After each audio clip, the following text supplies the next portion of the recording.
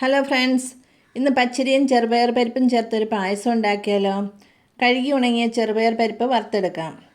ഇനി വറുത്തെടുത്ത ചെറുപയർ പരിപ്പും അരിയും കൂടി കുക്കറിലിട്ട് 5 ഗ്ലാസ് വെള്ളം ഒഴിച്ച് 5 വിസിൽ വരുന്നത് വരെ വേവിച്ചെടുക്കാം. നന്നായി വെന്ത് വന്നിട്ടുണ്ട്. ഇതിനെ മറ്റൊരു പാത്രത്തിലേക്ക് മാറ്റി രണ്ടാം പാൽ ചേർത്ത് ഇളക്കി കുതിർത്ത് വെച്ച് ചവ്വരി ചേർത്ത് കൊടുക്കാം. ശർക്കര ഉരുക്കി അരിച്ചെടുത്തത് പല പ്രാവശ്യമായി ചേർത്ത് പായസത്തിലേക്ക് അല്പം ഉപ്പ് കൂടി ചേർത്ത് നന്നായി ഇളക്കി കൊടുക്കാം. ഏലക്കാപ്പൊടിയും ജീരകപ്പൊടിയും അല്പം വെള്ളം ചേർത്ത് മിക്സാക്കി പായസത്തിലേക്ക് ഒഴിച്ചു കൊടുക്കാം. ഇനി ഒന്നാം പാൽ ഒഴിച്ച് പഞ്ചസാരയും കൂടി ചേർത്ത് തിളയ്ക്കുന്നതിന് മുമ്പായി സ്റ്റൗ ഓഫ് ചെയ്യാം. നട്ട്സ് നെയ്യിൽ വറുത്ത് ചേർക്കാം. ഇപ്പോൾ നമ്മുടെ ടേസ്റ്റി ആയിട്ടുള്ള അരി ചെറുപയർ പരിപ്പ് പായസം റെഡി. ഇനി സെർവിങ് ഗ്ലാസ്സിലേക്ക് മാറ്റാം. എല്ലാവരും ഉണ്ടാക്കി നോക്കിയിട്ട് ഫീഡ്ബാക്ക് അറിയിക്കണേ. ഇൻഗ്രീഡിയൻസ് ക്യാപ്ഷനിൽ കൊടുത്തിട്ടുണ്ട്. ഫോളോ ചെയ്യാൻ മറക്കല്ലേ.